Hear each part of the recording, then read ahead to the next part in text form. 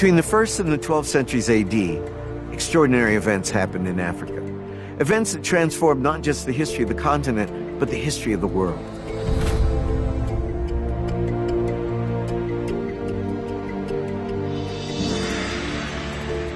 A great kingdom arose and grew into a powerful empire, an empire that stretched all the way into Arabia. But the historical course of this empire, and that of much of the continent, would be altered by the emergence of two powerful forces of global change: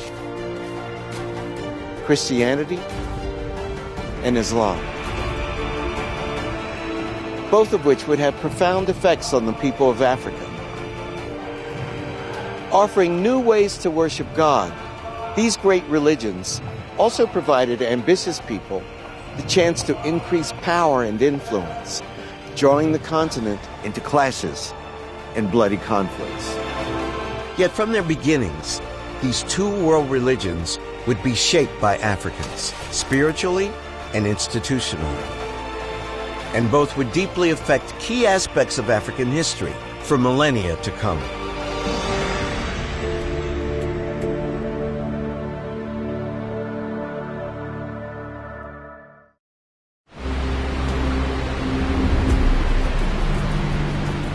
The Horn of Africa, where the Red Sea meets the Arabian Sea.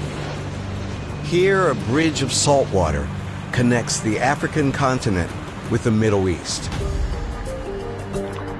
The ancient Egyptians sailed down this inlet to trade with their southern neighbors in the kingdoms of Punt and Kush.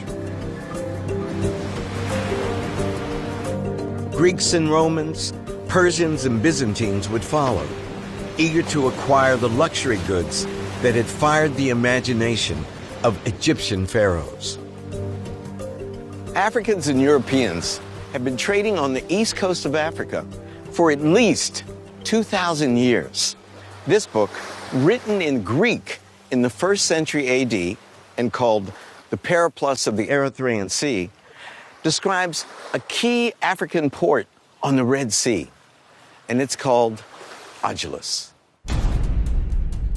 The Periplus of the Erythraean Sea is one of the most remarkable texts surviving from the Roman Empire, a TripAdvisor guide written by an enterprising Greek merchant.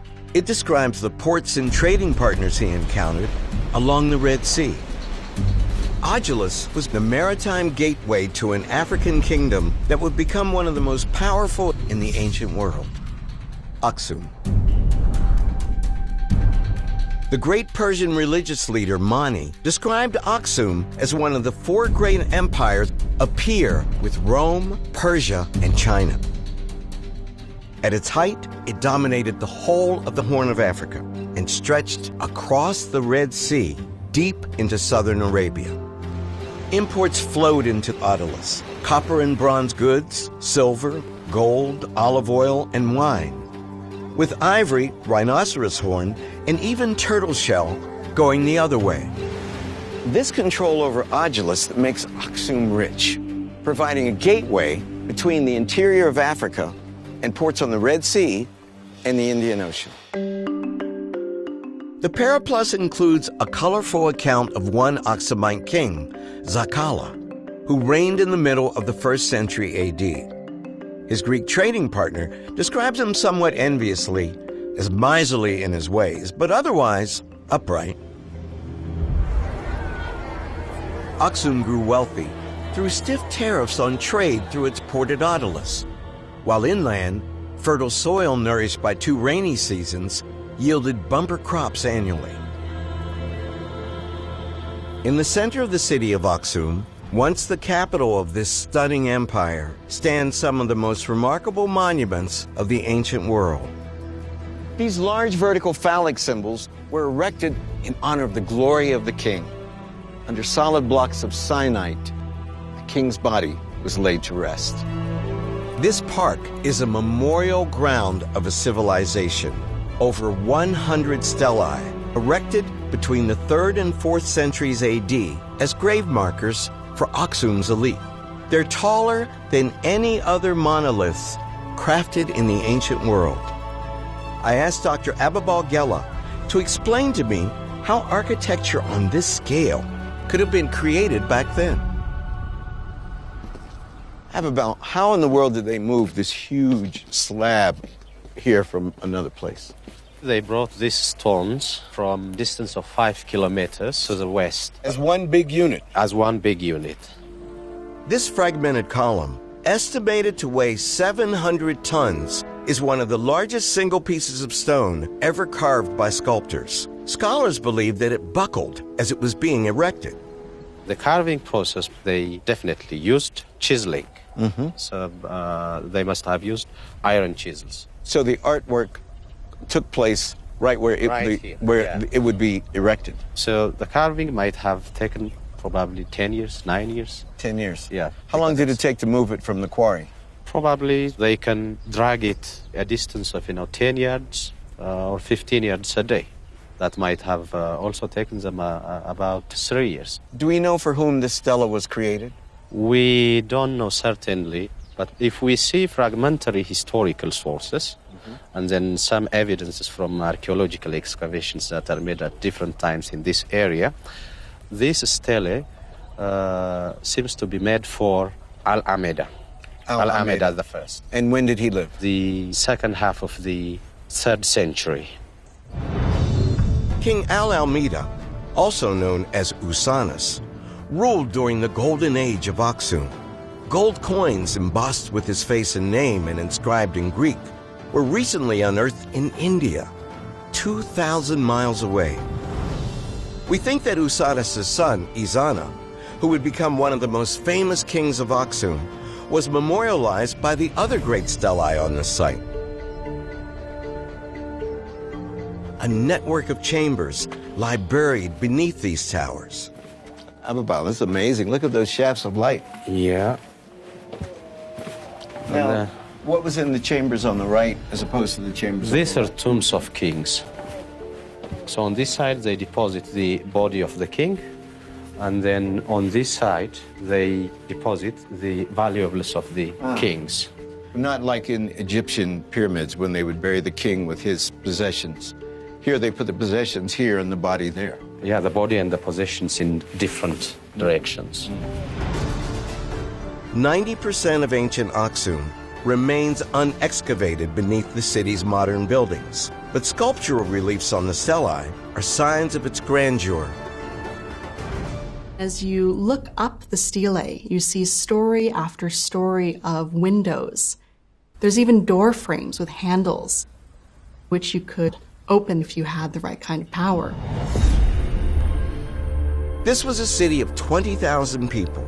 At its heart stood a monumental palace, adorned with bronze statues, and its grand processional ways were lined with granite victory thrones.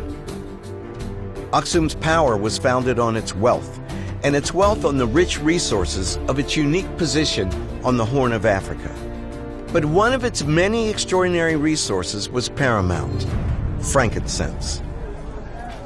Frankincense was an international commodity and brought a lot of religious prestige because incense has magical powers. An aromatic gum resin produced from the bark of a tree that grows in the highlands of Ethiopia, Somalia, and southern Arabia, frankincense was as valuable at the height of the Roman Empire, pound for pound, as gold. It grows very high up on a very harsh environment. It's very hard to access it.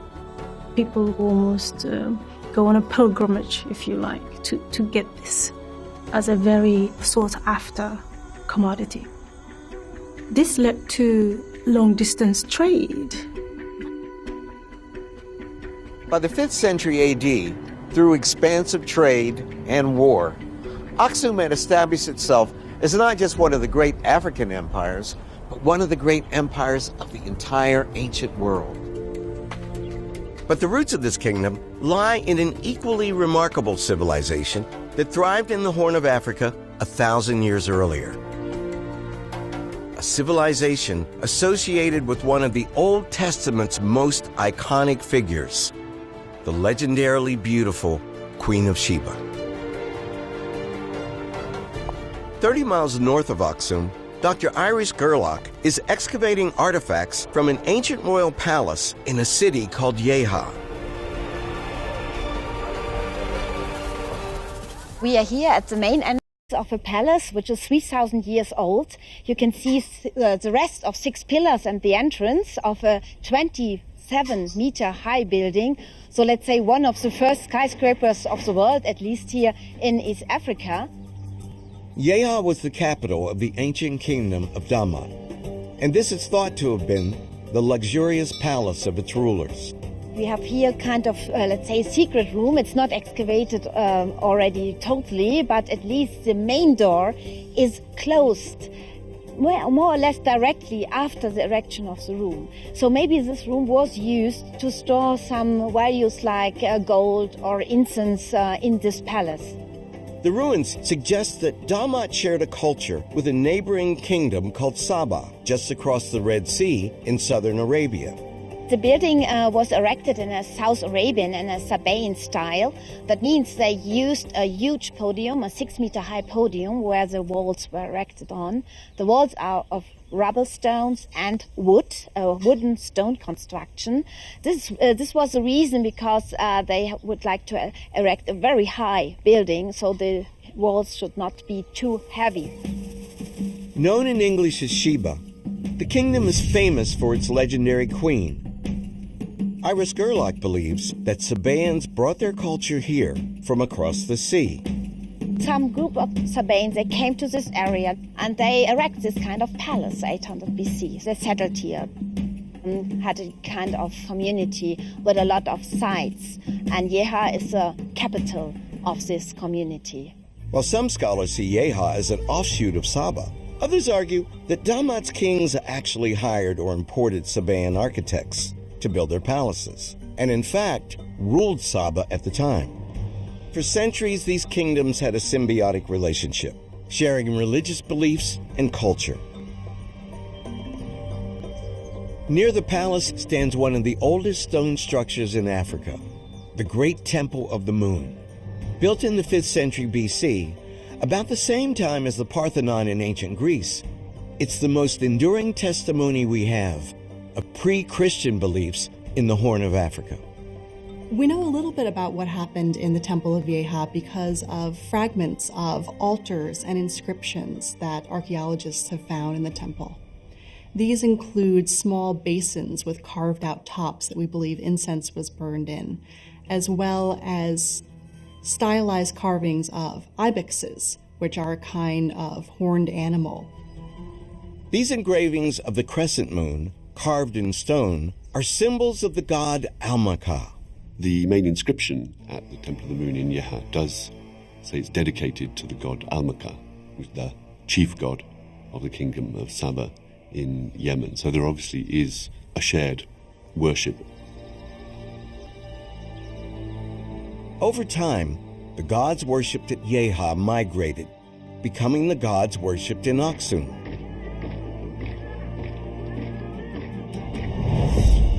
But in the early 4th century AD, Aksum itself was about to be transformed by a revolutionary force sweeping through much of the ancient world. A new religion was fundamentally changing established forms of worship throughout the northeast of the African continent, and it was changing the course of world history in the process. The religion would be known as Christianity. Today, there are some 500 million practicing Christians in Africa. And many of us would assume that Christianity came to the continent with European colonialism. Nothing could be further from the truth. Christianity took root on the African continent as quickly as it did in the Middle East.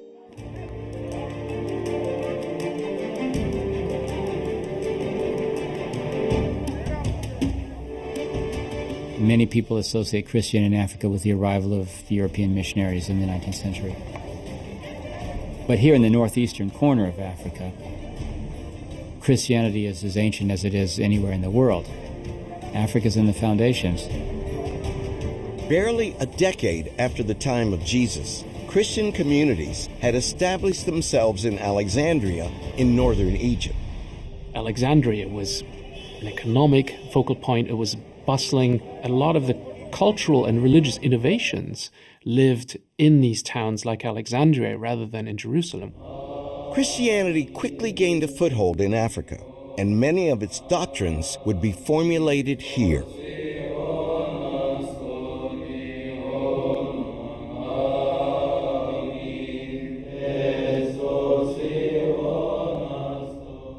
In many ways, Africa in the Mediterranean world was incredibly important for theology. So the main theologians weren't sitting in Rome. The majority of them were either sitting in Alexandria or in Tunisia or Algeria. It's also in Northeast Africa that another Christian tradition developed, monasticism. At one of the world's oldest monasteries in Egypt's eastern desert, pilgrims still worship at the site of the cave of the man many credit as the founder of this global tradition, St. Anthony.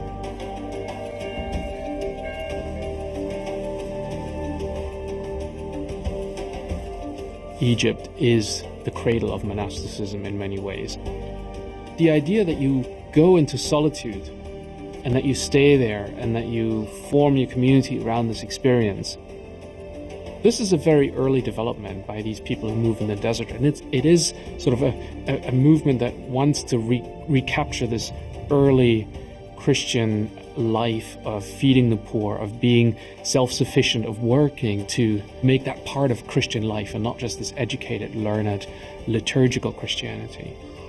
This comes from Egypt.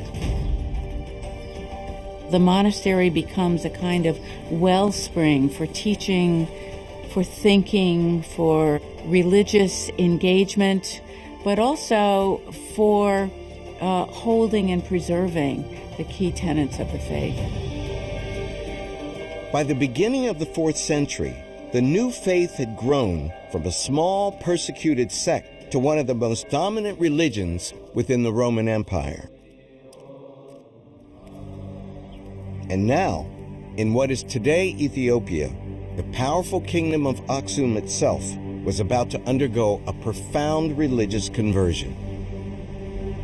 And this momentous transformation began not as it usually does among the people, but at the very apex of Aksum society. Because one of the first converts in the entire kingdom would be the king. King Ezana would become one of the most celebrated leaders in African history, not only for his imperial adventures, but because of a personal decision that would change the course of Ethiopia's history, and in some ways, the history of Christianity itself. Ezana became popular after his reign. And most of the people in Aksum and other places, they give Ezana a special place in Aksumite history because of his conversion to Christianity. In King Ezana's conversion story, history and myth collide. So the conversion of Aksum, we have a legend of two boys, Frumentius and Aedesius are their names. They traveled with their father, a Christian merchant, going down the Red Sea, and they are subjected to piracy. The father's killed. And next we find these boys in the court of Aksum, and they're taken in by the king, and they are the ones educating his son, Ezana. According to one recounting, Frumentius and his brother were Syrian Christians, traveling back from India in the early 4th century AD. His passion for his religion was so compelling, the story goes, that young King Ezana decided to embrace this new religion as his own. In the story, we have a lot of truths embedded. The first one being, Aksum wasn't on the outskirts of the world. It was right along the trade routes toward India, toward Oman. So the father who goes out to trade reflects the connections that Aksum actually had. No matter how it originated, Ezana's conversion is no myth. These Aksumite coins reveal that a momentous change occurred in the kingdom in the 4th century. Dr. Ababal Gela explains. These coins more than their economic importance, they tell a lot of history. There are two kinds of religious symbols on Aksumite coins. The earlier ones, they have the symbol of a crescent and a disc. So the crescent, it symbolizes the moon god Almaka. And then the disc symbolizes the sun god Shamash. These gods had been piously worshipped in the great temple of Yeha and across the Horn of Africa and southern Arabia for over 1,000 years. But during Ezana's reign, around 350 AD, the design of Aksum's coinage dramatically changed, becoming the first coins in the world to bear a Christian symbol. Those coins of Ezana that were minted after his conversion to Christianity, they have the symbol of the cross. A coin is a very good medium to tell people also that we are Christians. Seeing the kingdom's religion featured on its currency shows us two things: the power of its spiritual belief and its extensive commercial ties with Christendom. The dominant European power at that time was Rome, whose emperor Constantine had himself converted to Christianity in 325 AD. It's worth noting that King Ezana accepted Christianity just really a few decades after Constantine did. He did a lot of business with the eastern end of the Roman Empire. It could very well be that his decision to become a Christian was connected to the geopolitics of the day or commercial politics of the day. And just like Constantine, Ezana had territorial ambitions. In the middle of the 4th century, Aksumite armies forged their way inland along the Nile Valley, invading new territories and heading for the great city of Meroe, the third and last capital of the ancient kingdom of Kush.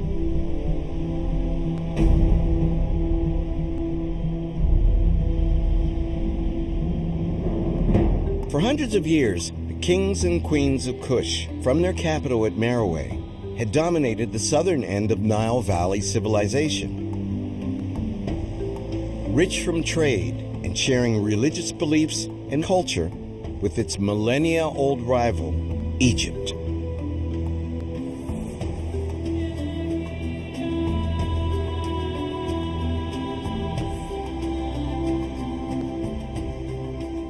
But by the 4th century, eclipsed by Aksum's rise, Kush was in decline.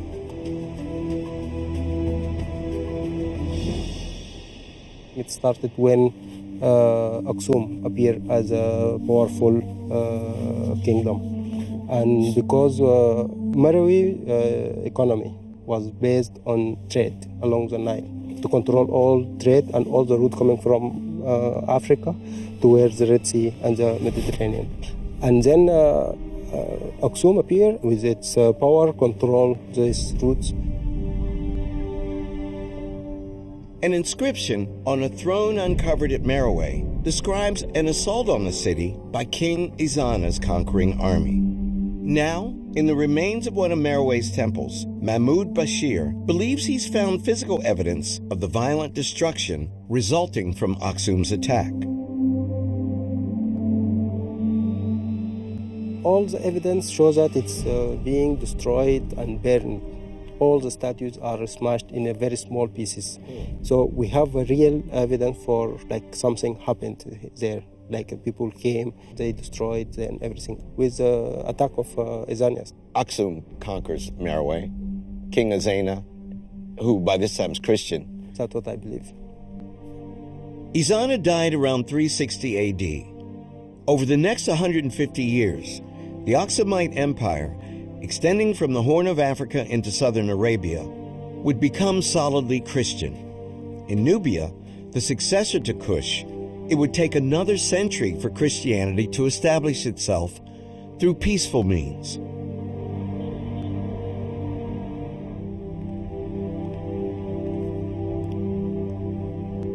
Here in Khartoum, at the National Museum of Sudan, is housed an extraordinary collection of Christian artworks.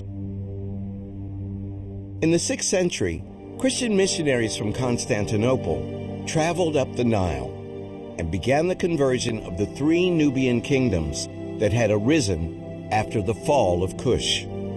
Spread of Christianity has a lot to do with establishing connections. So if you have missionaries coming from the north, you're not just interested in the texts they bring. You want to do trade. You want to be able to travel there yourself and have people who will sponsor these travels. You want to establish various connections.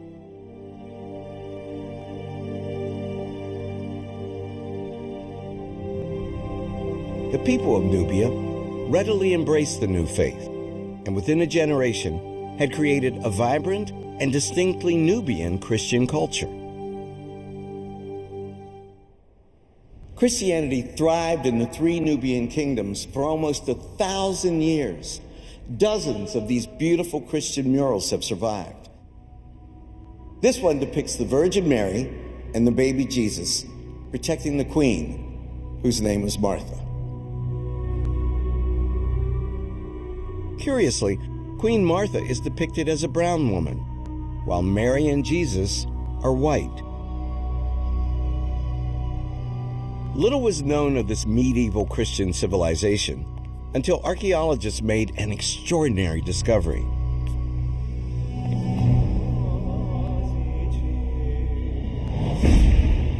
Buried in the Nubian desert were the remains of a 7th century Christian cathedral in Pharos, once the capital of the Kingdom of Nobatia.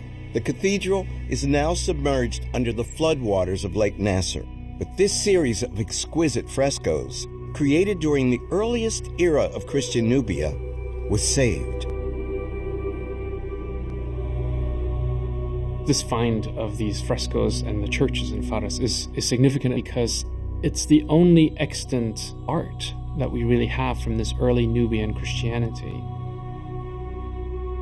And it dates back to the 7th and end of the 6th century, so very, very early art.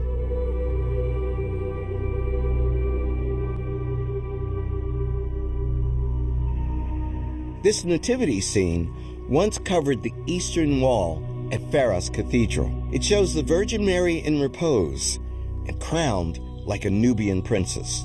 Watching over her are the archangels Michael and Gabriel. In the crib, the infant Jesus lies warmed by the breath of the animals. And in the corner stands the figure of a Nubian king. The Christian kingdoms of Nubia would flourish along the southern reaches of the Nile from these rich beginnings to the 15th century.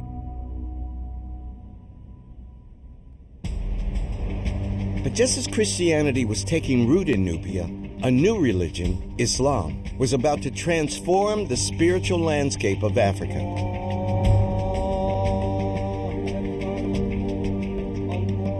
From the deserts and oases of Arabia, a conquering force powered by faith was on the move. Through the spread of Islam, they were about to transform the cultural and political fabric of Africa, both above and below the desert. This contact remains one of the most significant events in the history of Islam, a first emigration of Muslims, not to Medina, but to Africa.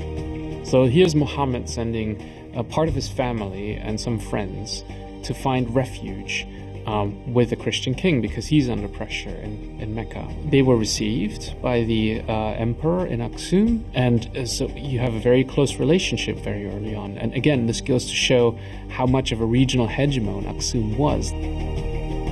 But soon after the prophet's death, in 632 AD, Islamic armies marched west, out of Arabia, into North Africa. By 642, they had deposed the unpopular Byzantine rulers of Egypt and controlled the breadbasket of the Mediterranean. A lot of people refer to them as the Muslim conquest. I refer to them as the Arab conquest. There wasn't the establishment of forced conversion under a kind of military rule. What was established was Islamic rule of law. Conversion wasn't required amongst subject populations.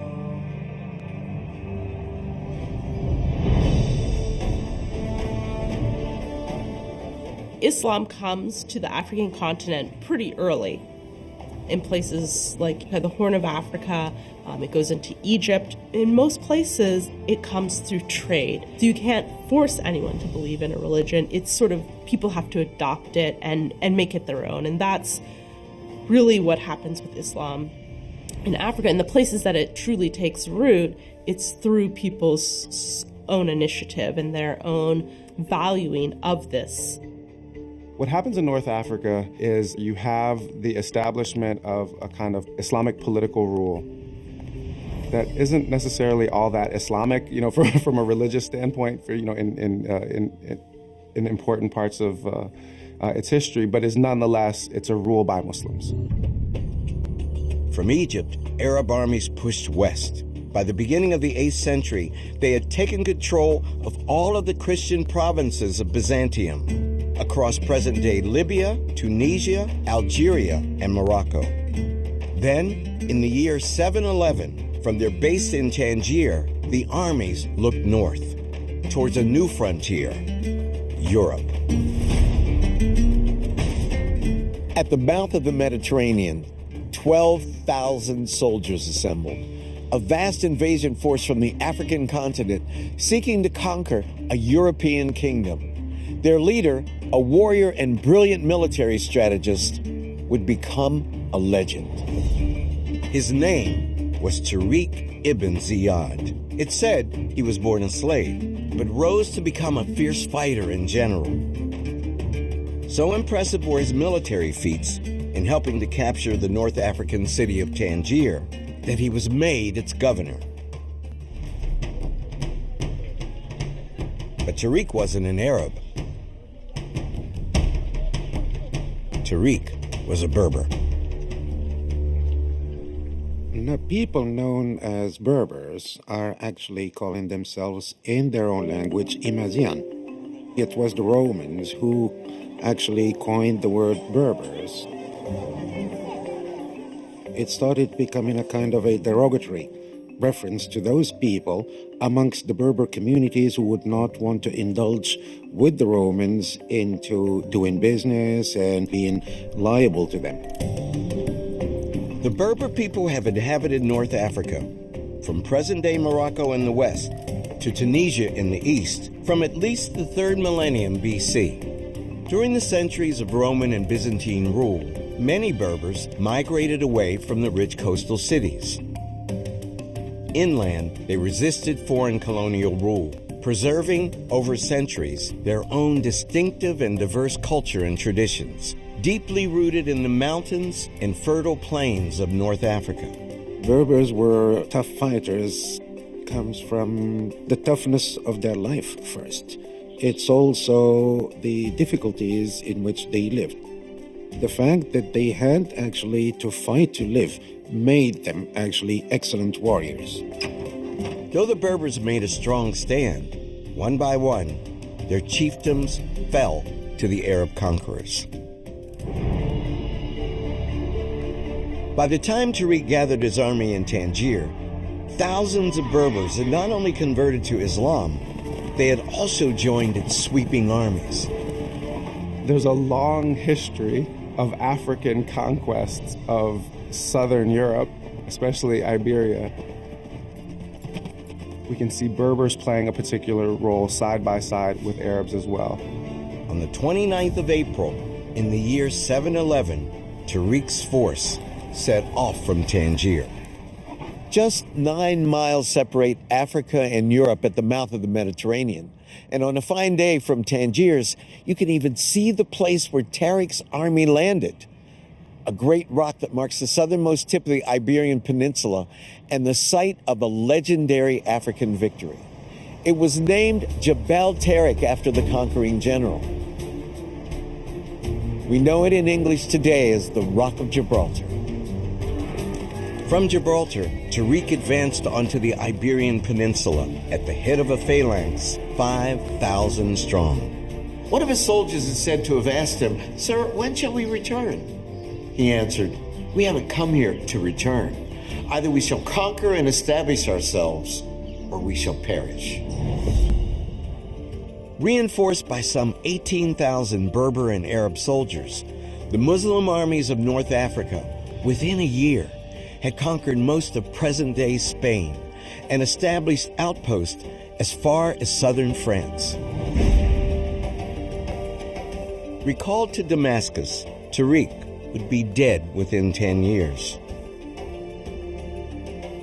But his conquest helped establish a new Islamic civilization, stretching across North Africa and much of Spain, which would endure for over 800 years and create a cultural bond between two continents.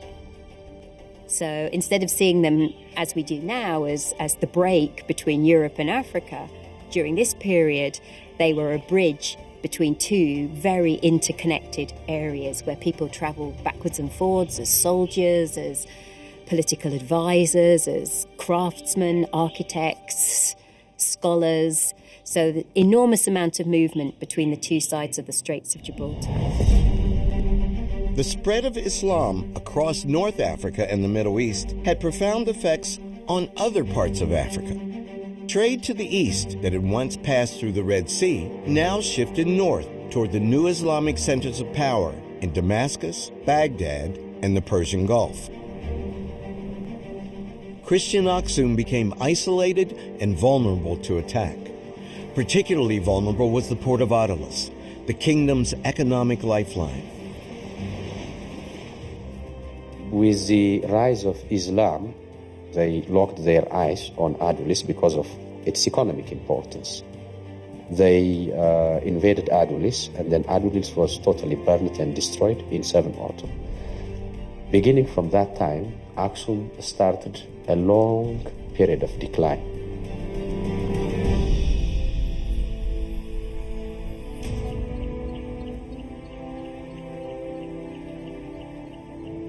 But in the 11th century, a new dynasty would revive the fortunes of Ethiopia's once great Christian kingdom and create one of the most spectacular of all religious sites in Africa and in the world.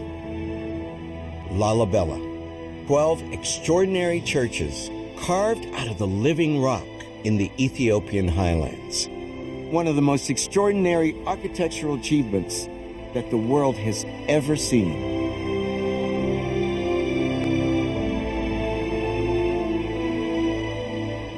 The churches were built during the Zagwe dynasty, which arose from the ashes of Aksum, reviving the Red Sea trade routes in Christian Ethiopia.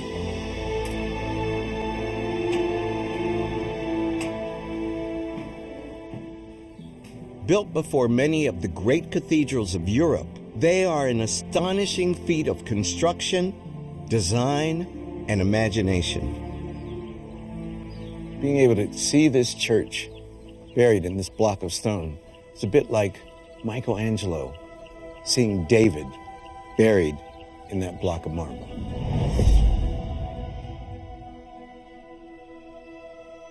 The most celebrated king was Lalibela, and according to legend, he was instructed by God to build a new Jerusalem in Ethiopia.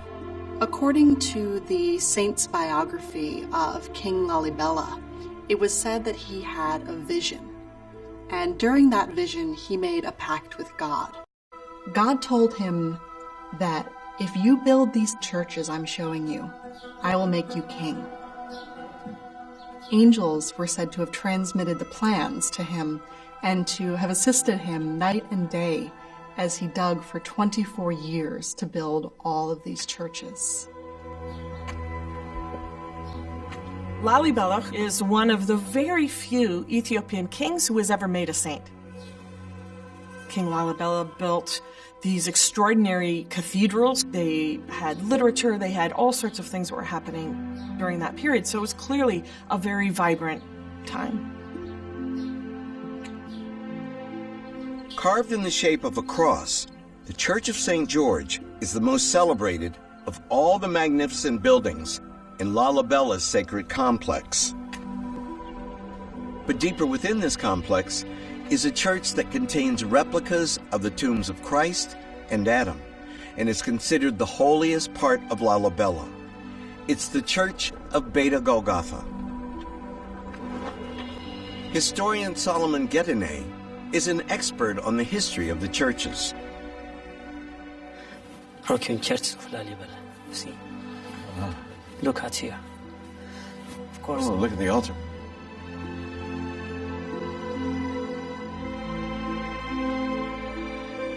Oh, there's King Lalibela.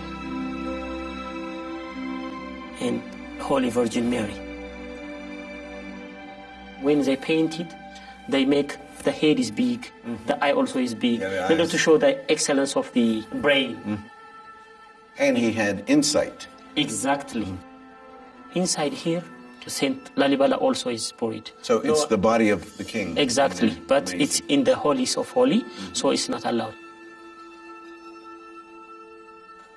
Scholars believe that Lalibela's complex of churches was built as a symbolic representation of Jerusalem. The Ethiopians became Christians very early on, and within a couple of decades of that, they had set up a monastery in the heart of Jerusalem. So they have had a deep connection to it, and a journey to Jerusalem is the longing of any pious person in Ethiopia. Every single thing in this rock-hewn church is symbolized. Lalibela symbolized everything to Jerusalem. Golgotha is a place where our Lord Jesus Christ was buried. Yes. So this place was called Golgotha. There are 12 pillars. 12 pillars. One for each apostle. Exactly. All of Lalibela is a three-dimensional biblical allegory. Exactly. You can easily read it. In fact, it's now thought that the churches at Lalibela were built between the 7th and 13th centuries, and that some were originally palaces and even fortresses. It was only later that they became churches, which remain places of pilgrimage to this day.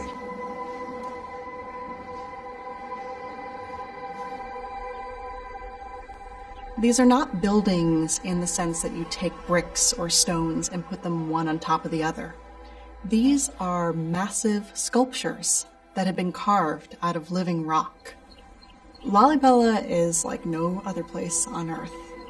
You get a sense of the creation of kind of an ideal paradisical setting because it's hewn of living rock, and much like other African architecture, it is sculpture in its own right, but sculpture one can walk into and move around. And what is particularly remarkable there is how one experiences religion and the personal pilgrimages one has to take to get there that are a central part of this whole tradition.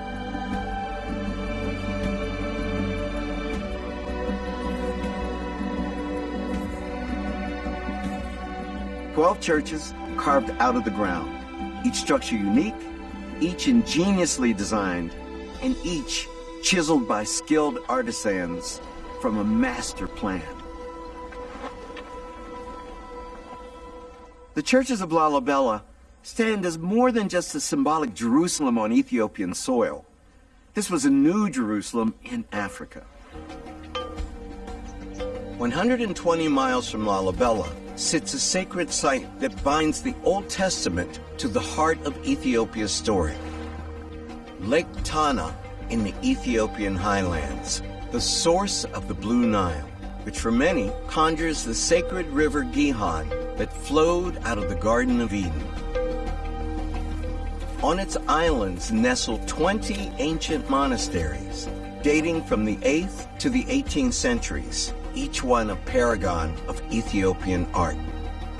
Lake Tana is one of the most important places for both the Orthodox religion and for Orthodox art.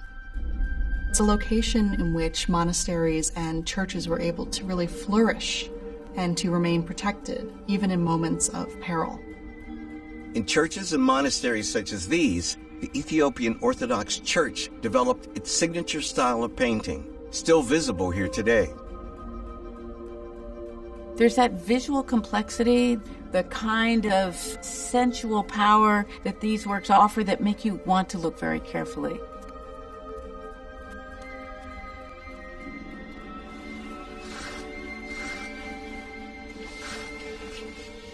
This is a painting of Saint Mary.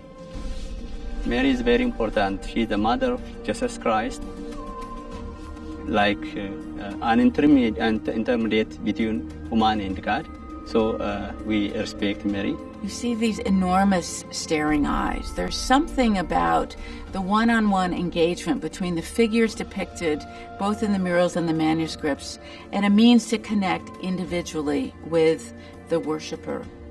What you can also see is this bold set of colors, the rich reds, blues, and greens, often with carefully delineated marks that frame one particular element from another. But according to Ethiopian tradition, a monastery on Lake Tana, Tana Kirkos, once housed a different kind of treasure, an object of immense power that would shape the country's history and its national identity to this day, connecting Ethiopia once again to the Queen of Sheba, the Ark of the Covenant.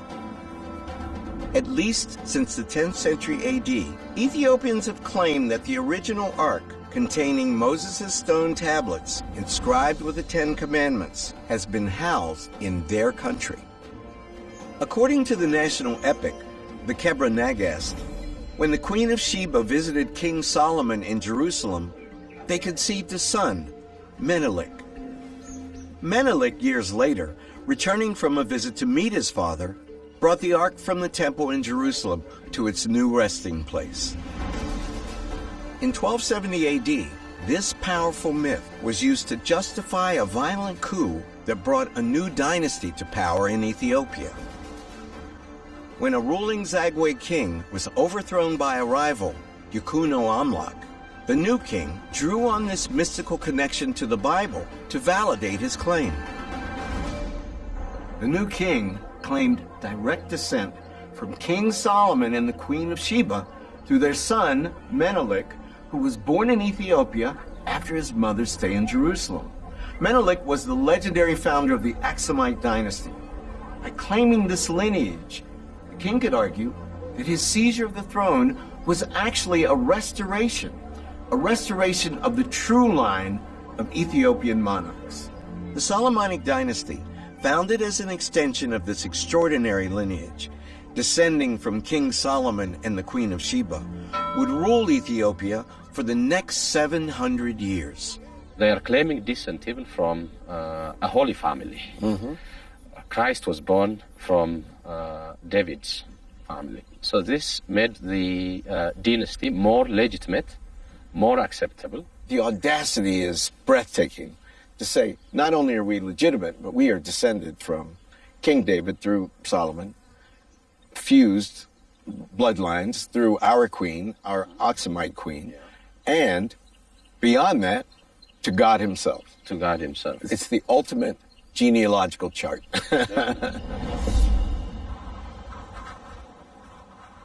It is an extraordinary way of legitimating the kings of Ethiopia by taking the power of the Bible, the power of the Israelites, and accruing it to themselves. It is probably the most powerful national myth that has ever been invented. To this day, the Ark of the Covenant plays a profound role in the religious life of Ethiopia. Every church hosts a tablet, its own sacred replica of the Ark. In Ethiopia, the Ark of the Covenant is often called Zion, or Zion, and this is where God lives. Each one of them is a sign that God is here, God is dwelling with us and protecting us. And Ethiopians celebrate their deep-rooted connection to the Ark every year at the Festival of Timkat, the Ethiopian Orthodox Church's celebration of the baptism of Jesus in the River Jordan.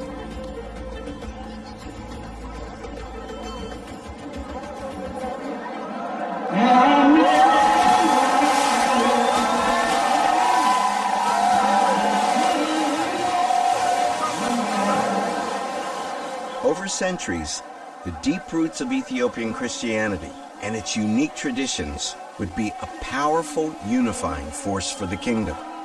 The bond and the solidarity of the Ethiopian population framed around Christianity was something that gave them a real strength and a real sort of political hold on that area that made this one of the only places in Africa, indeed the only place that never was colonized.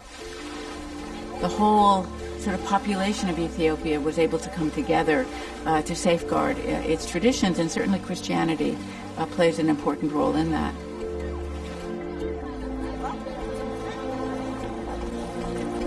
Ethiopian Christians still believe that the Ark of the Covenant resides in Ethiopia, hidden from view in a small church in Aksum, the city where one of the ancient world's greatest civilizations was born.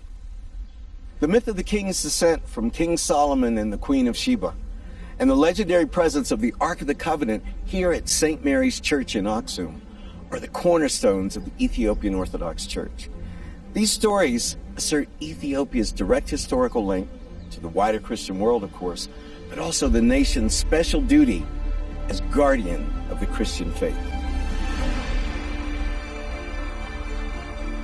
From their earliest days, two of the world's great religions, Christianity and Islam, put down roots in Africa. These revolutionary new faiths not only transformed the history of Africans, they were shaped in turn by Africans, who created and bequeathed to the world some of our most profound cultural legacies.